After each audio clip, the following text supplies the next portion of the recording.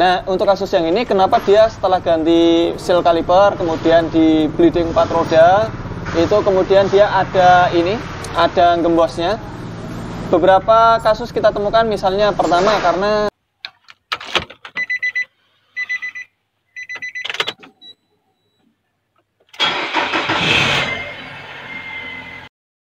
Sobat Otomotif dan AHPedia, sebelum kita lanjutkan video ini, jangan lupa subscribe ya, agar tidak ketinggalan tips, tutorial, dan konsultasi tanya jawab terbaru dari AHPedia. Assalamualaikum Mas Ardi. Waalaikumsalam warahmatullahi wabarakatuh, Pak Taufik dan juga Sobat AHPedia.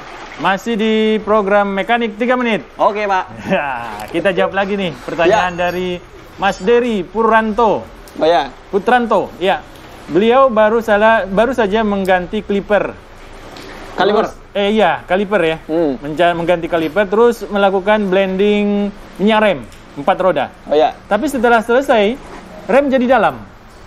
Apa solusinya dan apa penyebabnya? Oke, pertama untuk kasus rem, itu dia kan awalnya adalah dia ganti seal kaliper, kemudian di bleeding ya. Betul. Bleeding itu adalah sistem ini Pak, sebuah usaha untuk mengeluarkan udara dari rangkaian sistem pengereman.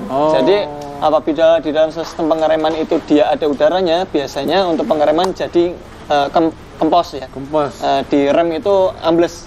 Jadi nggak pakem. Seperti itu. Nah, untuk kasus yang ini, kenapa dia setelah ganti seal kaliper, kemudian di bleeding 4 roda, itu kemudian dia ada gembosnya. Beberapa kasus kita temukan, misalnya pertama karena mungkin seal yang digunakan tidak original. Seal yang digunakan tidak original, maka dia pemakaian di pistonnya menjadi tidak presisi, Pak Taufik.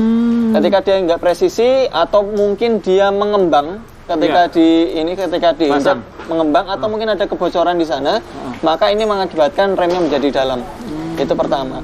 Yang kedua, mungkin di antara seal, tadi kan kalau kaliper kan biasanya depan, karena dia kaliper. Kalau untuk yang belakang kan terkadang masih menggunakan yang cup kit. Betul. Nah, bisa jadi yang depan udah bagus, tapi sisi belakang dia ada kebocoran.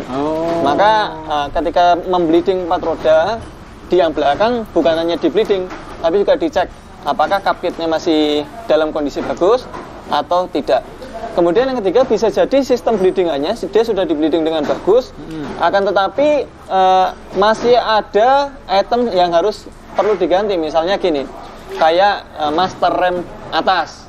Itu master rem atas apabila dia mengalami aus di silindernya, kemudian atau sealnya juga mengalami aus, meskipun yang bawah kalipernya udah diganti sealnya, tapi kalau master yang atas dia masih mengalami kerusakan atau keausan, itu tetap akan ngempos, Pak Taufik.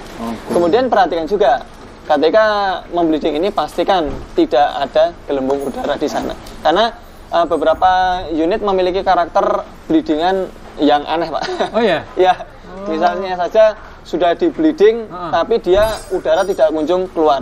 Sehingga yang harus dilakukan adalah membleeding dengan mesin vakum. Jadi nggak bisa di-bleeding hanya dengan biasa, tapi harus menggunakan mesin vakum. Jadi di-bleeding di vakum.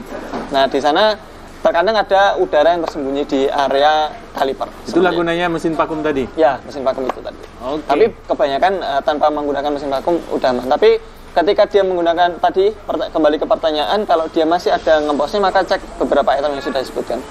Baik, terima kasih Mas Ardi. Terima kasih kembali Pak Taufik. Assalamualaikum. Waalaikumsalam warahmatullahi wabarakatuh.